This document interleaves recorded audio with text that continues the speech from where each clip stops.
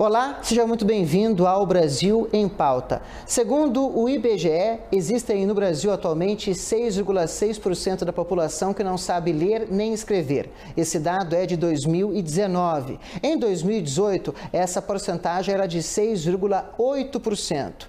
Isso significa que, para o IBGE, existem ainda 11 milhões de pessoas no Brasil analfabetas. E esse é o grande desafio da Secretaria Nacional de Alfabetização, liderada pelo secretário Carlos Nadalim.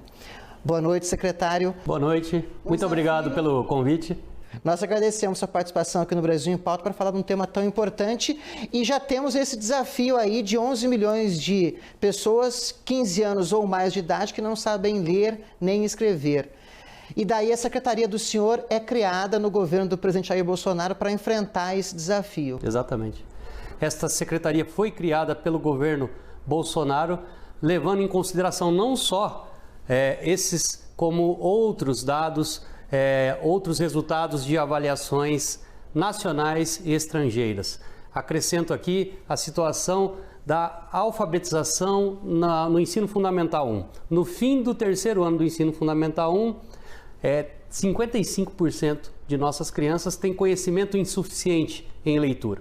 Isso significa que essas crianças provavelmente sejam capazes de ler palavras simples ou de localizar uma informação explícita que apareça num texto curto, desde que essa informação esteja na primeira linha desse texto. Então isso é muito pouco para crianças que estão no terceiro ano do ensino fundamental. Então, diante desse quadro, dessa situação da alfabetização no Brasil, o governo Bolsonaro criou a Secretaria de Alfabetização, a CEALF, uma secretaria que leva em consideração, na elaboração de suas políticas, programas e ações, as evidências científicas. Então, essa é uma característica da Secretaria de Alfabetização. Temos aqui uma diretoria de alfabetização baseada em evidências e por meio dessa diretoria, então, nós selecionamos, analisamos as evidências científicas mais atualizadas para elaborarmos políticas públicas que combatam definitivamente o analfabetismo absoluto e funcional e priorizemos a alfabetização de nossas crianças logo no início do ensino fundamental 1.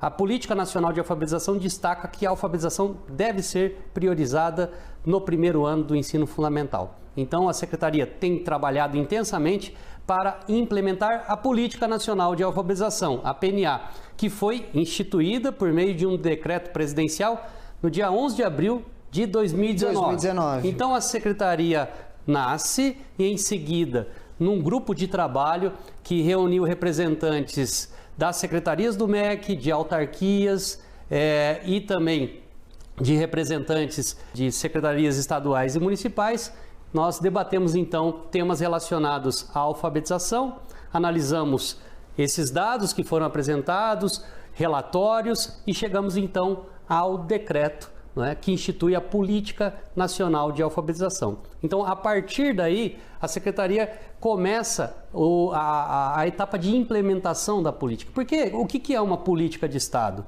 É uma espécie de bússola, como diz o meu coordenador Eduardo Salenave, que orienta as ações, no caso aqui do Ministério da Educação, no tocante à alfabetização, à literacia e à numeracia. São basicamente esses os temas da Política Nacional de Alfabetização. Então a política apresenta diretrizes, objetivos, princípios, destacando, por exemplo, que há certos componentes que são essenciais para alfabetizarmos crianças, jovens e adultos.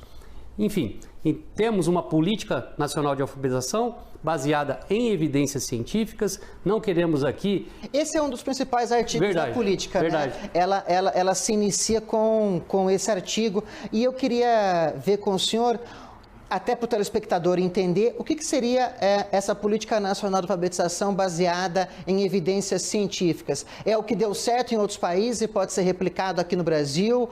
É trabalhar a ciência com a linguística junto com pais, crianças, professores na escola? Como é que funciona essa ideia? Excelente pergunta. A política destaca que levaremos em consideração na elaboração de ações e programas que combatam o analfabetismo absoluto e funcional, as evidências científicas e também as experiências exitosas nacionais e estrangeiras. Então, nós sabemos que no Brasil, vários municípios têm obtido sucesso na alfabetização de suas crianças, adotando estratégias que são validadas pela ciência, não é? Validadas pelo que os pesquisadores chamam de estado da arte da alfabetização. Então, o que há no universo das pesquisas científicas de mais atualizado no tocante ao ensino da leitura e da escrita? A Secretaria de Alfabetização leva em consideração esses achados. Como exemplo, quero apresentar aqui o relatório que foi produzido pela Comissão de Educação e Cultura da Câmara dos Deputados, né, e apresentado à sociedade em 2003. Né? O relatório chama-se Alfabetização Infantil, os Novos Caminhos. Este documento ganhou uma segunda edição em 2007. E só em 2019, veja bem, em 2019, o Poder Executivo acolhe os dados que estão neste relatório. E aqui você tem, basicamente, um mapeamento que foi feito na época da situação do ensino da leitura e da escrita no Brasil, as abordagens, né, os métodos utilizados para alfabetizar nossas crianças, jovens e adultos e sugestões de como reverter, né, esse quadro. Então, ao chegar à secretaria, eu imprimi várias cópias deste relatório. Um detalhe, esta é a terceira edição e ela foi apresentada no lançamento da CONAB, a primeira Conferência Nacional de Alfabetização baseada em evidências, né, que foi promovida pela Secretaria de Alfabetização do MEC. E que vocês têm uma novidade em relação a isso, não é? Sim. Então, a CONAB é uma das ações decorrentes da Política Nacional de Alfabetização. Começamos, depois do lançamento da política, com a adesão ao PIRLS. O PIRLS é uma espécie de PISA da leitura para crianças do ensino fundamental 1. É um estudo internacional de literacia de leitura, né, que avalia a capacidade de compreensão textual de crianças entre 9 e 10 anos, de crianças que estão no 4º ano do ensino fundamental. Eu não sei se isso se repete no PIRLS, mas no PISA a gente vê lá os países asiáticos liderando esse processo. Acontece o mesmo no PIRLS? Você tem ali você tem, se não me engano, 50 países que participam desse estudo, tá? É um estudo conduzido pela IEA. O PISA, ele já é uma avaliação, né, da OCDE. Então, a IEA, ela, por meio de avaliações que aferem a capacidade dos alunos de compreender textos informativos e narrativos, tá? Então, o PIRLS, ele parte de uma definição de literacia de leitura. A literacia de leitura é a capacidade de usar e compreender formas de linguagem escrita requeridas pela sociedade ou valorizadas pelo indivíduo. Então, você tem aqui duas finalidades de leitura, não é? De um lado, você precisa compreender textos informativos requeridos pela sociedade e as obras ficcionais, os textos narrativos, que são valorizados pelo indivíduo. Então, diante dessas duas finalidades de leitura, o PIRLS avalia os processos de compreensão, né, textual por meio de, basicamente, uma escala de proficiência que leva em consideração 4 processos gerais. O primeiro, a criança ela tem de ser capaz de localizar e extrair uma informação explícita de um texto, seja ele informativo, seja ele ficcional. Mas isso não basta. Você precisa também provar que é capaz de fazer inferências diretas, ou seja, relacionar os elementos textuais. Tá? Nessa primeira etapa, a criança prova que compreendeu o que leu. Mas, em seguida, então, a criança precisa demonstrar também que é capaz de interpretar o texto. E a interpretação decorre da compreensão. Você primeiro compreende um texto para depois, por exemplo, relacionar conhecimentos prévios com aquilo que você compreendeu. Ok? Isso, basicamente, seria a interpretação. E, por fim, você emite, então, um juízo por meio de uma análise e avaliação do texto. Então, são esses os 4 processos gerais levados em consideração nas avaliações do PIRLS. Então, pela primeira vez, o Brasil vai participar desse estudo. Veja, o Brasil já é signatário da IEA desde 1997. E graças à Política Nacional de Alfabetização, em parceria com o INEP, a CEALF, então, solicita que o Brasil faça parte desse estudo. Então, o estudo ocorrerá em 2020, em função... Em 2021? Em 2021, ocorreria neste ano. Então, em função do isolamento social, o cronograma de aplicação foi alterado.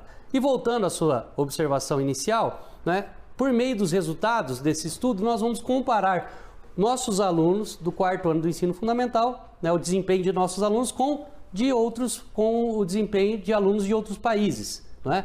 Claro que não é esse o propósito do estudo, não é esse o objetivo central, mas isso é importante porque nós, aqui da Secretaria de Alfabetização do MEC, queremos incorporar esses parâmetros internacionais no monitoramento, né, da educação brasileira.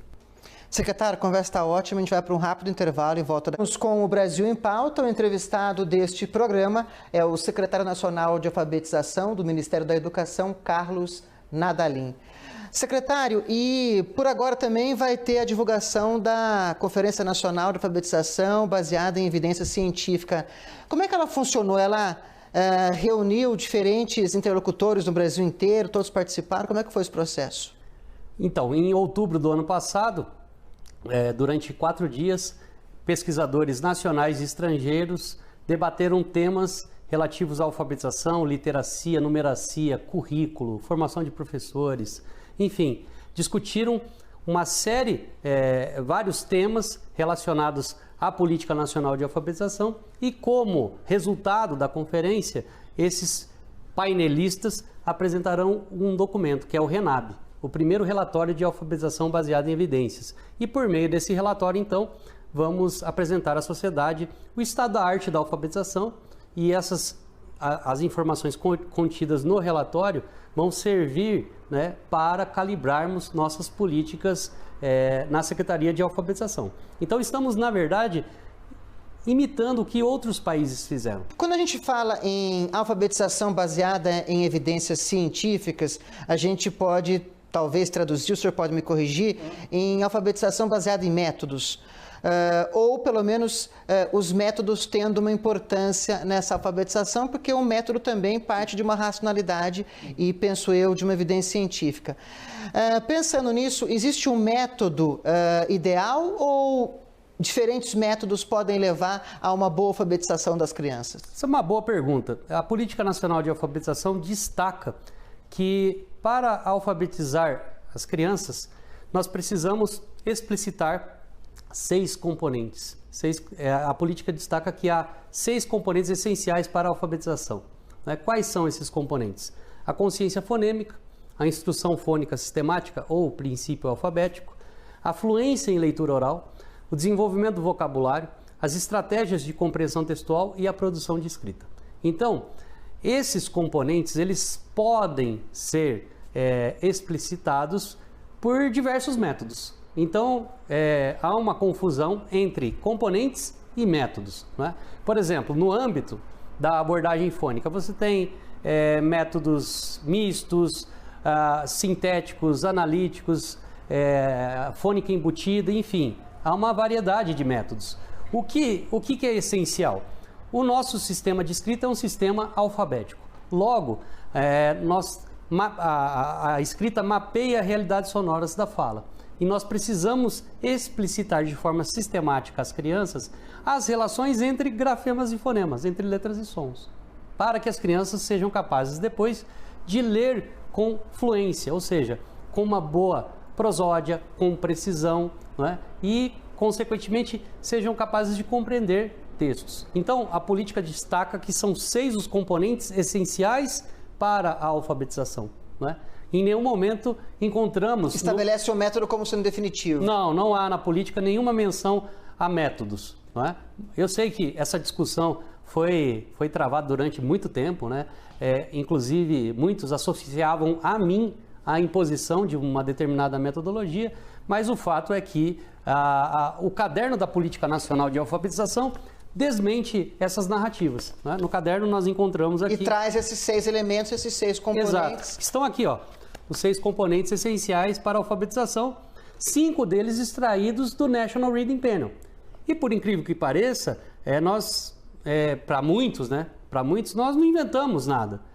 Esses 5 componentes estavam no National Reading Panel, nos Estados Unidos, no currículo de língua portuguesa de Sobral, que é uma cidade que se destaca no Ceará, na alfabetização de crianças, no próprio documento da Câmara e na Base Nacional Comum Curricular. Na base, lá na página 93, encontramos basicamente esses 6 componentes. Só que em vez de instrução fônica sistemática, o segundo componente, você tem lá dominar as relações entre grafemas e fonemas. E basicamente nós estamos diante do mesmo componente. Uns chamam de princípio alfabético, outros de domínio das relações entre grafemas e fonemas, e seguindo o National Reading Panel, cunhamos instrução fônica sistemática. Perfeito.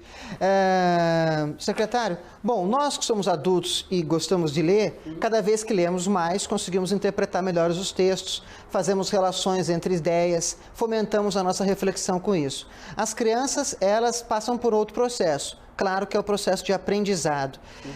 Eu vejo que um destaque que o senhor dá à Política Nacional de Alfabetização é a participação dos pais no aprendizado das crianças, trabalhando com esses 6 elementos e também desenvolvendo um programa que o senhor criou aqui na Secretaria, que foi o Conta Pra Mim. Fala pra gente um pouquinho sobre essa questão, como pais eles podem influenciar positivamente o aprendizado da leitura e da escrita nas crianças. Perfeito. Então, eu destaquei aqui que o desenvolvimento do vocabulário é um dos componentes da Política Nacional de Alfabetização. O programa Conta Pra Mim, ele é um programa que promove práticas de literacia familiar, ou seja, aquele conjunto de atividades, conhecimentos, né, relacionados à leitura, à escrita e ao desenvolvimento da linguagem oral que são cultivados pelos pais no ambiente familiar. Então, veja, um dos objetivos do programa Conta Pra Mim é sensibilizar as famílias brasileiras sobre a importância dessas práticas, que foram apresentadas inicialmente no dia 5 de dezembro, data do lançamento do programa, por meio do Guia de Literacia Familiar. Este guia, ele foi redigido pelo Eduardo Salenave, contou, claro, com o apoio técnico da Secretaria, eu fiz a revisão.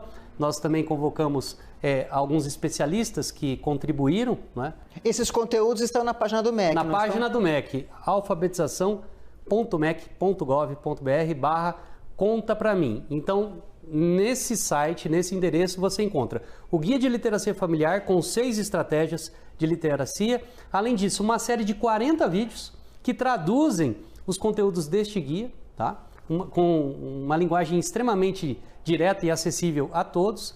E recentemente, em comemoração ao Dia Nacional da Educação Infantil, nós apresentamos novos produtos no âmbito do Conta Pra Mim. Mas daí você pode me perguntar, mas no Dia da Educação Infantil, não é? Sim, porque os professores estão acessando os conteúdos do Conta Pra Mim neste período de isolamento social. Os professores, sobretudo da educação infantil. Então, pensando nisso, nós apresentamos não só às famílias, mas também aos professores da educação infantil, a coleção Conta Pra Mim, uma série de 40 livros em formato digital que está nesse site. Aqui eu tenho um exemplar. Você não precisa fazer nenhum cadastro, basta acessar o site e baixar os títulos. Aí você pode ler usando um dispositivo eletrônico ou imprimir. Há 3 versões no site do MEC. Além da coleção Conta Pra Mim, com vários títulos, são vários os gêneros literários, você tem ali trava-línguas, parlendas, poesias, contos de fadas, né? Fábulas, enfim, são vários os gêneros literários. Nós também disponibilizamos um conjunto de 28 vídeos em que Toquinho, né, um artista brasileiro consagrado, renomado, que dispensa apresentações. Toquinho, então, ele lê 20 fábulas escritas por Monteiro Lobato, e esses vídeos são animados para manter a atenção das crianças, e também interpreta cantigas infantis. E numa live, eu conversei com o Toquinho e ele destacou, olha, eu fiz os arranjos para essas canções com o mesmo cuidado técnico e com o mesmo carinho com que musiquei, né, as letras da Arca de Noé de Vinícius de Moraes, que é um clássico, né?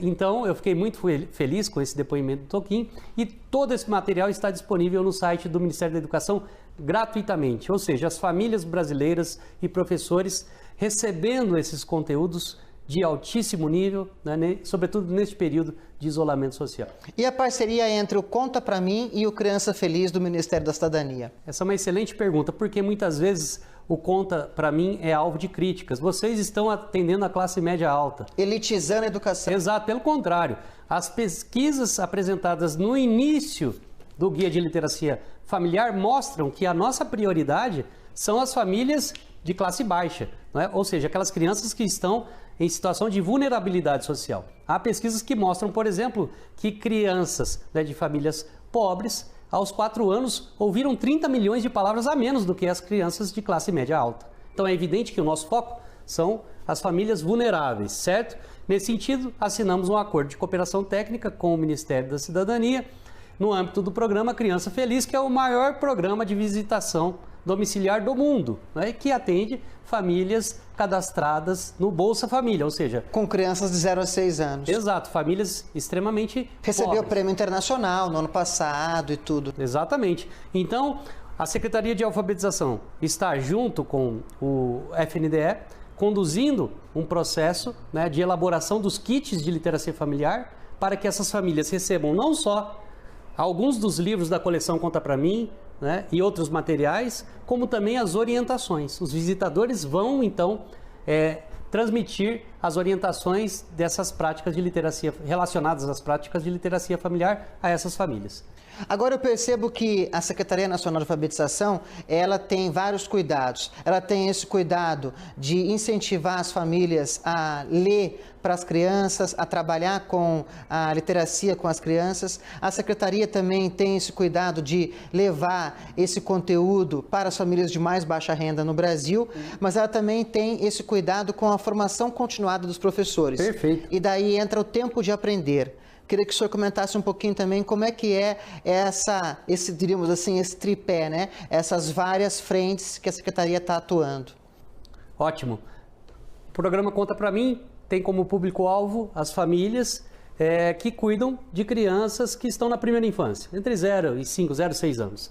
O programa Tempo de Aprender já é um programa de alfabetização escolar, cujo público-alvo são os professores do último ano da pré-escola e dos 2 primeiros anos do ensino fundamental, reforçando aquilo que disse no início da entrevista. A Política Nacional de Alfabetização prioriza a alfabetização no primeiro ano do ensino fundamental. Para que isso aconteça, nós precisamos preparar as crianças na pré-escola, né, na educação infantil, e o Conta Pra Mim nesse sentido, um programa que incentiva essa preparação. Isso não significa que queremos alfabetizar precocemente crianças na educação infantil, pelo contrário. Ou que queremos substituir as escolas pelas famílias. Também não. Uma coisa é a orientação dada pelas famílias, tá certo? Outra coisa é a educação formal, são coisas diferentes. Uma coisa complementa a outra. Exato. É uma relação de complementariedade, ok? Então, veja, nós, por meio do Tempo de Aprender, apresentamos 4 eixos e 10 ações, mas vou destacar uma ação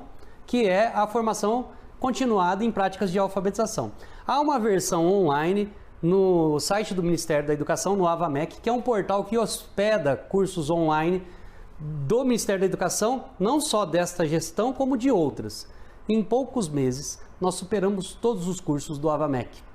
Em poucos meses, mais de 260 mil inscritos nesse curso e mais de 3 milhões e meio de acessos aos conteúdos dessa versão online, né, de formação em práticas de alfabetização. Então é um verdadeiro sucesso que demonstra que existia uma demanda reprimida, certo? Os professores querem sim acessar conteúdos de cunho prático, e esse curso foi elaborado pela Secretaria de Alfabetização, chancelado por mais de 20 especialistas e inspirado numa formação que foi criada pela Universidade Estadual da Flórida, levando em consideração também evidências científicas. Só para encerrar, secretário, a gente não pode deixar de comentar esse assunto.